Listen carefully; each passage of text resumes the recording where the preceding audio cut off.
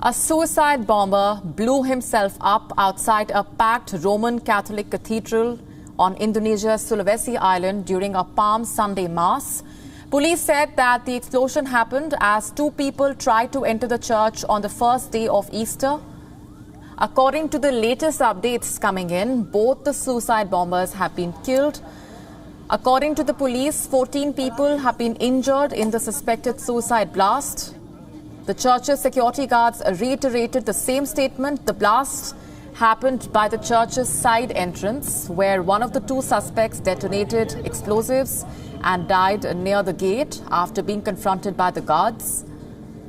Footage from security cameras showed fire, smoke and debris being blown into the middle of the road.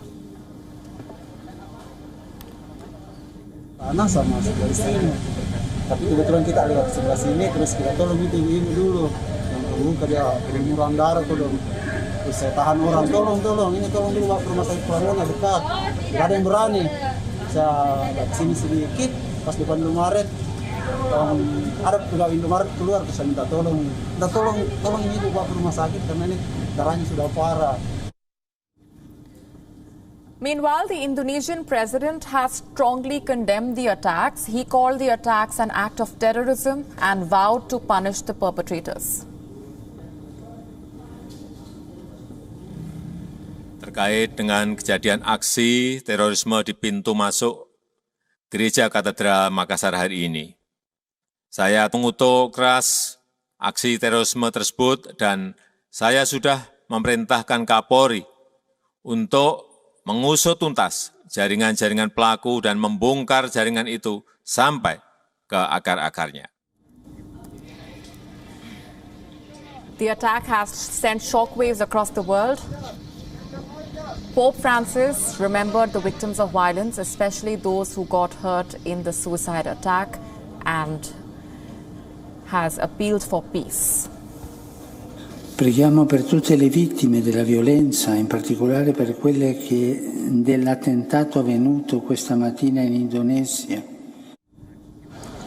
Churches have been targeted in the past by extremists in Indonesia, the world's biggest Muslim majority nation.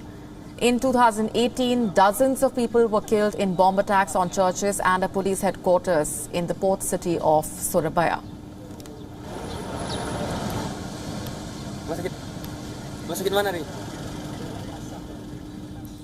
Joining us on the broadcast this minute is Vandana Nanavani, a journalist from Jakarta. Hi Vandana, thanks very much for speaking with us. What do we know about the attacks so far and the sequence of events?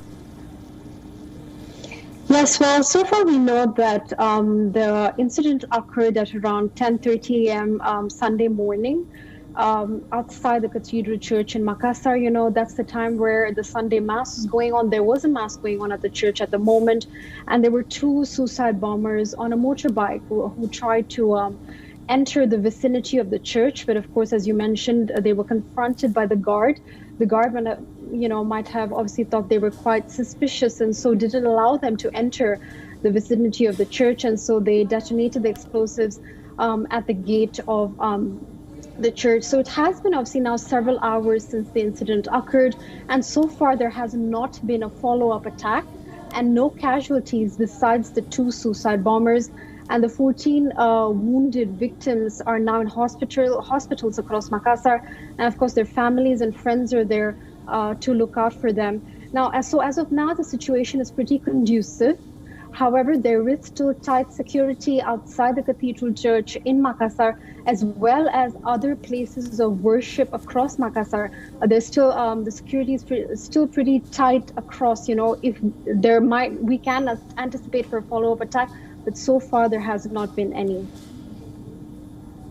Vandana, if you can tell us more about the spot at which this attack took place and the area, and given that this is Palm Sunday that we are talking about, it marks the start of the Holy Week and leads to Easter. How many people were present at the church at that point?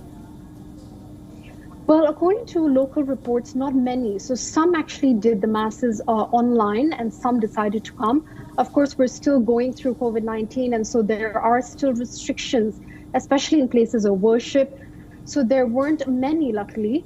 However, this I also want to mention that this is a similar incident has happened, which you did mention earlier, almost identical occurrence that happened back in 2018 in Surabaya. And there were suicide bombers as well, attacked a church as well, and it happened on a Monday as well. But since then, since that attack, I think security in places of worship, especially in minority religion worship, places of worship, security, I would say, has increased in terms of the number of guards employed, but it's clearly not enough for the same, occurrence to happen almost in the same way as in 2018. Right, leaving it there for the moment. Vandana, thanks very much for joining us with those updates from Indonesia. We are now available in your country. Download the app now. Get all the news on the move.